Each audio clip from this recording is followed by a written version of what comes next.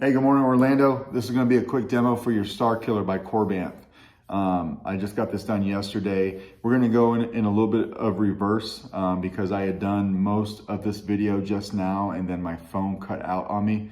So I'll just start off by having the blade in it and then we'll work our way back through the build. But this takes a 1-inch NeoPixel blade. It's installed with a Proffie V2. Your crystal will mimic your blade. This has the stock font package on it. So it's just got the stock fonts. Your crystal mimics your blade, but it is wired independently. So when you go in here and do your thing, if you want to program this guy to do something different than your blade, that's how it's set up. So you're fine there. It's a 2-button setup. So you got activation is up top here. Your auxiliary is down here. And then, of course, I just like motion control is cool for me. It's kind of a blue flame blade. You see that in your crystal.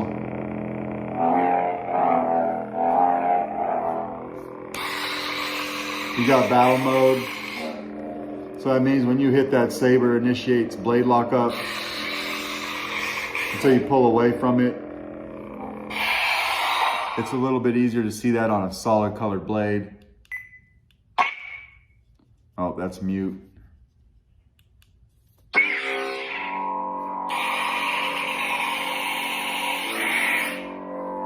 Nice green on your crystal here. That's a nice light up on that crystal. So the crystal is a real quartz. The saber did come with a crystal. It looked like it was some kind of molded plastic, but it was a little small for that area.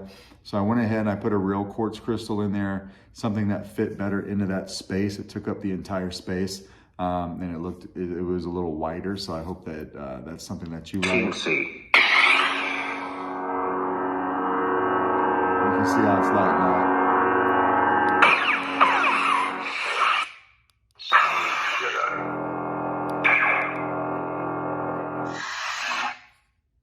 Smooth gray. You can see that.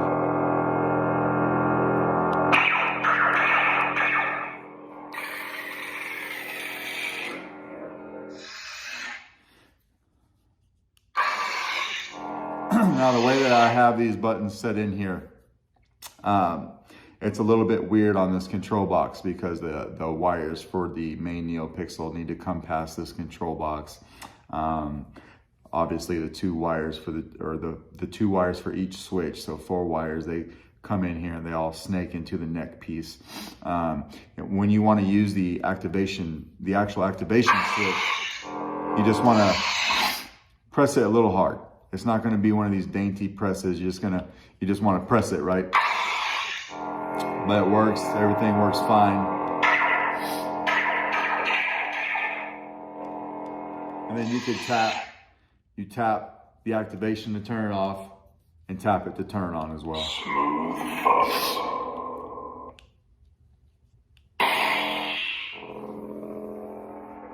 This one kind of changes color as it goes, but your crystal will be red.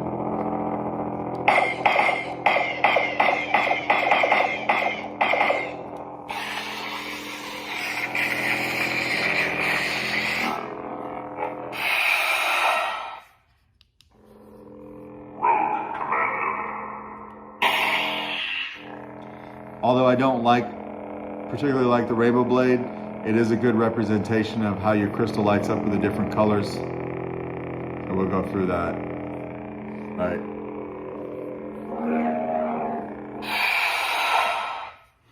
We'll do one more. We're not gonna do that one for long though, because I hate that one.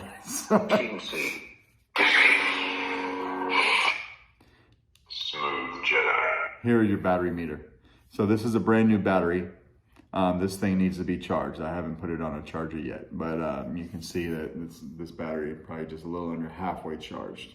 And that's the last one in your set before you recycle to your first spot. And then you're back to that. Now if you double tap your activation, you'll get mute.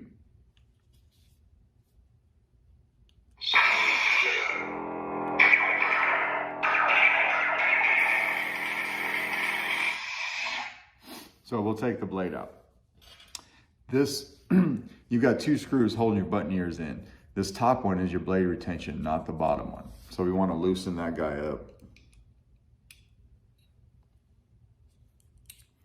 And just pull your blade right out. And then I'll tighten this retention back down so nothing happens to it. And we'll go over the actual build. So you've got CCSabers in there. So they light up whatever you want, right? It's obviously it's not enough light to light up a blade. This is meant for blade plug and aesthetics, just for when you don't have a blade in. To get to everything, we just want to undo the handle. Just like that. We'll come in here from the positive. This is the positive side of the battery. You can use your finger and pop that battery right out just like that. And then here's your chassis. It says Galen Merrick Starkiller over here in Arabesh. 28mm speaker. You got your Proffie board right there. Easy access to your SD card and your micro USB. This is a removable battery system, so that spring side is your negative, and then your chassis is held with a grub screw right in there for your chassis retention. So basically this chassis is what you see, and then there's a stem that I made about this long. So it goes all the way through this midsection and caps out right here. And it's held in place by that guy right there. That's everything with the chassis. So we'll throw this back on. Everything fits nice and clean. So you did ask me for some weathering, some heavy weathering. I tried to accommodate that here. Most all of this is aluminum black. I had to knock through the oxide layer they have on the aluminum with steel wool, some green Scotch pad, and then finally some fine grit sandpaper. I mean, it was coated pretty well, so it took me a long time, man. But what I did on most of these parts is I dipped them in aluminum black, and then I like to go through and I'll hit that with a torch while it's still wet and bake that black into the aluminum. I just prefer to do it that way. Lots of different ways to weather a saber. You know, my buddy Benji over at Nerf Herder does some awesome weathering. This is just a technique that I came up with just a while back, and it prevents me from having to spray anything on it to keep the weathering on it. So I like doing that when I can. Some places I had to use black acrylic paint, like in between these little knurls here. That's going to be some black acrylic paint on the screws a little bit. I like to do some black acrylic paint on the screws so that I can control how much goes on there, and I'm not ruining the actual screw, so that you can get that off if you need to. And then just some lightly on the rods here, and then on the crystal holder, and then the chamber rod in here in the middle, and then that holder as well. That was some black acrylic paint. But so that's your saber. You know, I hope it came out the way you like. Let me know if you got any questions. If not, I will get this out in the mail. I'll get it out in the mail to you today. I did choose not to weather these 2 pins. I did that on purpose, so you might want to do something different with those if you wanted. I liked the contrast, and I didn't think they needed to be weathered. I didn't weather them on mine either. But that is your saber. Thanks.